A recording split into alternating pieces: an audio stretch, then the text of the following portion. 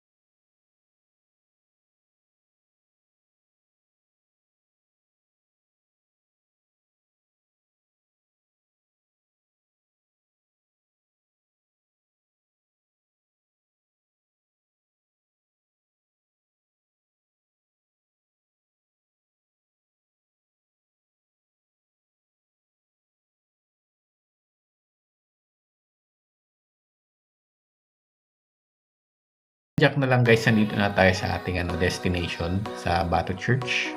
Ang sinasabing oldest church nga dito sa Catanduanes.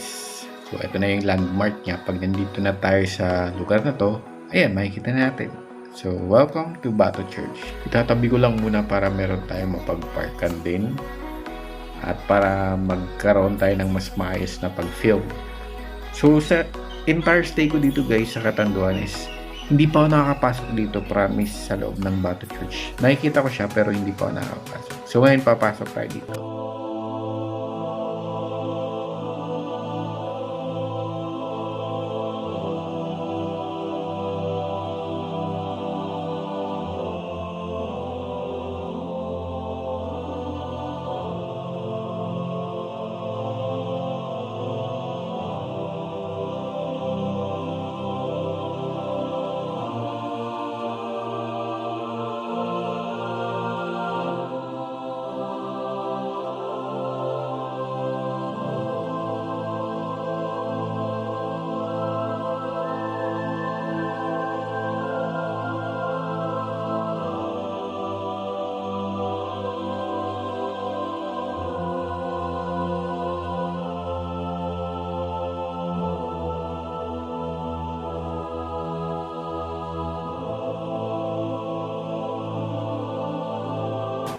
So yun guys, palabas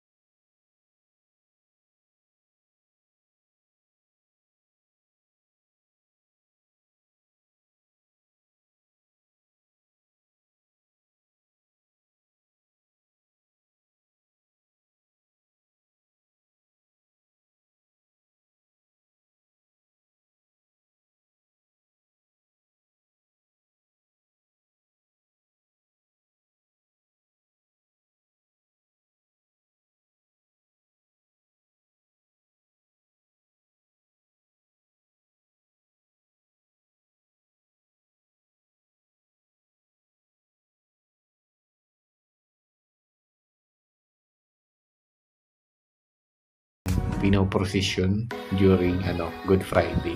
So may bakas talaga na Good Friday ko to kinuhanan. And yung dun sa church nga pala, meron din dun yung nagmimisa, yung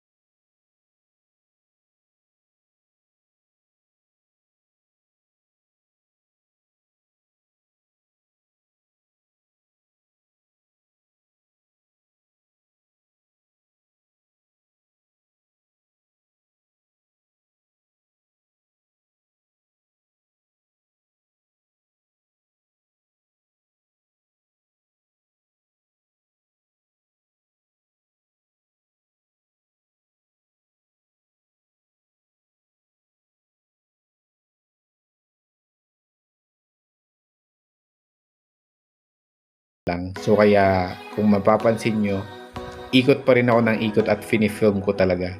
Tingnan nyo yung dagat, sobrang kalmado. Walang ka-wave-wave, diba? Walang ka-waves-waves. At yung bundok na yun na nasa dulo guys, kung makikita nyo, yun yung sinasabi kong Taguntong Point. So napuntahan na rin natin yan pero hindi pa sa vlog. Pero alam natin kung saan yun, sa may parteng Igang or Twin Rock. And then, yung etong nasa dulo rin naman, yun yung pinuntahan natin kanina. So, alam natin yung from dulo